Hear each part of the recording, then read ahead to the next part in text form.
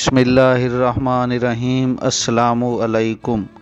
بنگلہ دیش جنوبی ایشیا کی سب سے جوان ریاست ہے، لیکن اس کی فیکس مجموعی قومی پیداوار پاکستان سے کئی فیصد اور اپنے سے کئی گنا بڑی ریاست انڈیا سے بھی زیادہ ہے۔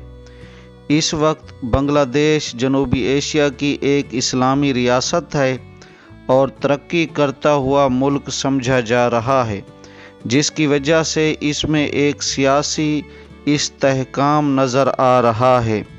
سن 1971 میں ایک آزاد ریاست بننے سے پہلے بنگلہ دیش ایک اسلامی ریاست پاکستان کا حصہ تھا، تاہم دونوں ممالک جس ملک سے علیحدہ ہوئے تھے یعنی انڈیا، وہ ایک طویل عرصے تک سیکولر ریاست کے طور پر جانی جاتی تھی، جو اب ہندوتوا کی جانب بڑھ رہی ہے، یعنی جہاں ایک انتہائی دائیں بازو کی سخت گیر حکومت اور معاشرہ فروغ پا رہا ہے۔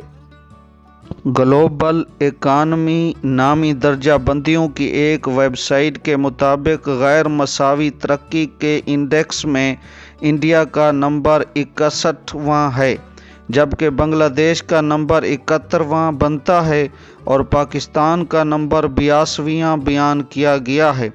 یہ انڈیکس معاشرے میں عدم مساوات ظاہر کرتا ہے۔ تینوں ممالک کے ترقی کے اشاریے ورلڈ بینک کے اعداد و شمار کے مطابق سن 1971 میں انڈیا کی قومی مجموعی پیداوار 67 ارب ڈالر تھی، جبکہ پچھلے برس یعنی سن 2020 میں 2622 ارب ڈالر تھی، یعنی 7.7% سالانہ اوسط شرح نمو اور 49 برسوں میں 38 گنا اضافہ۔ سن 2020 میں انڈیا کی فیکس آمدن 1900 ڈالر تھی۔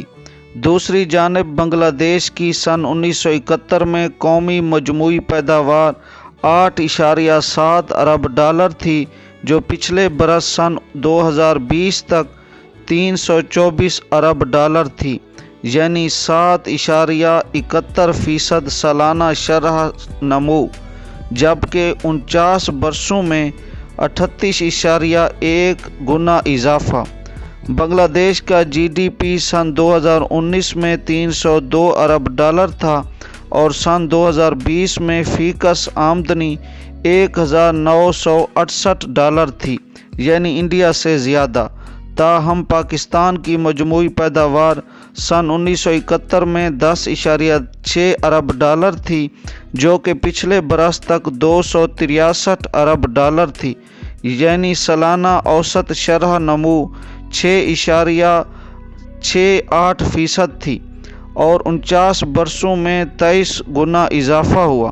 سن 2019 میں پاکستان کی جی ڈی پی کی مالیت 288 ارب ڈالر تھی، جو کہ سن 2018 میں 314 ارب ڈالر تھی۔ پچھلے برس تک پاکستان میں فیکس آمدن 1193 ڈالر تھی۔